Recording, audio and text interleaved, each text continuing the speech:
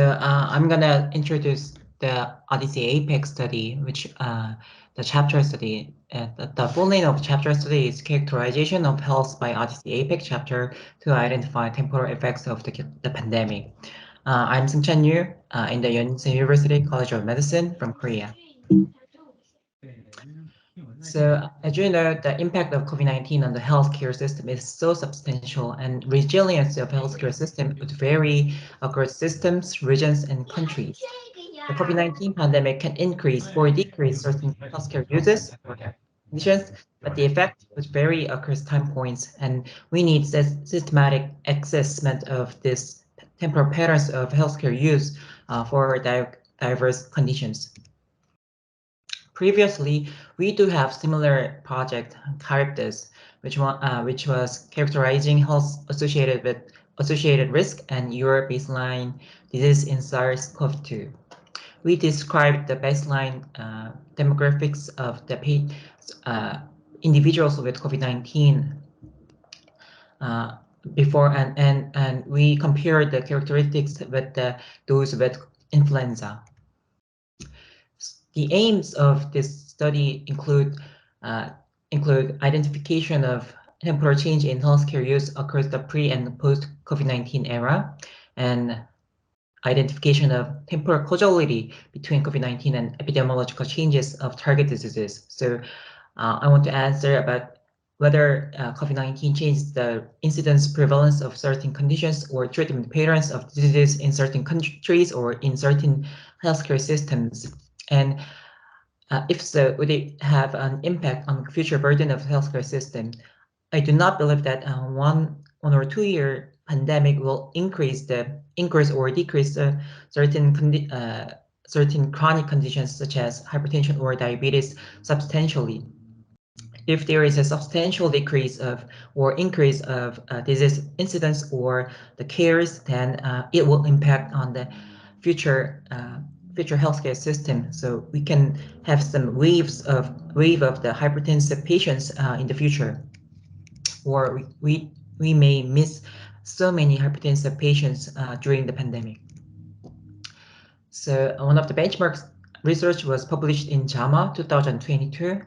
They used UKCPRD, and by using interrupted time series analysis, they found that some temporal patterns from diverse conditions, including diabetic emergency or eating disorders, self-harm, myocardial infarction during the COVID-19 pandemic season.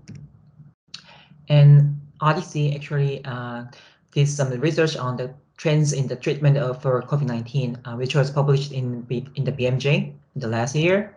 So we found that there is a substantial decrease of the use of anti-malaria drug on the COVID-19 patients. So the analytic plan of the study is to calculate the number of incidence, prevalence, and the counts for the digital phenotypes monthly before and after COVID-19 pandemic. Later, the temporal pattern will be analyzed by statistical methods such as interrupted time series regression. And one of my hidden aims is to bring more researchers to OHDSI, especially those in APEC region, and I want to let them lead OHDSI studies. So we have some designated leaders for in each chapter, such as Nicole from Australia, Ari from Japan, and Easy and Morning from Singapore, and Asha from US to lead some their own studies in this study project. And I deployed the dedicated IRLs for the study on GCP. You can use it freely by using this link.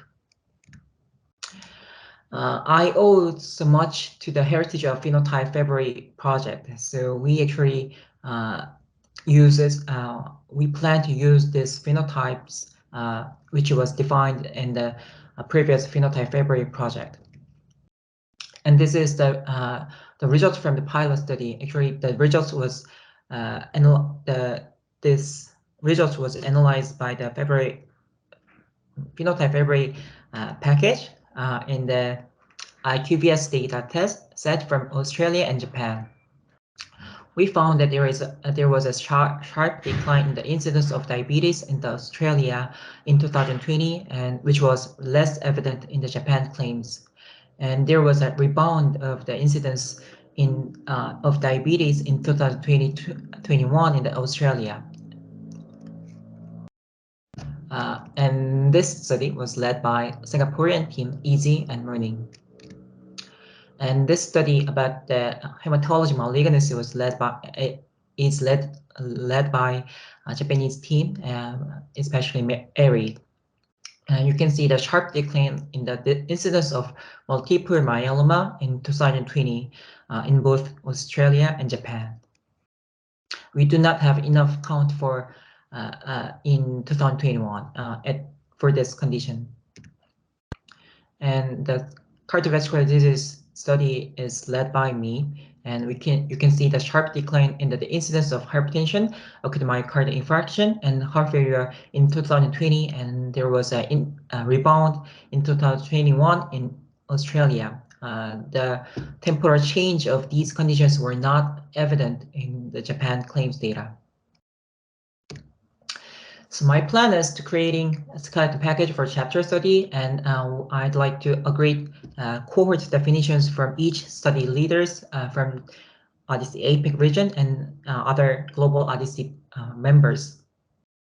I need to modify the cohort incidence package to calculate monthly incidence.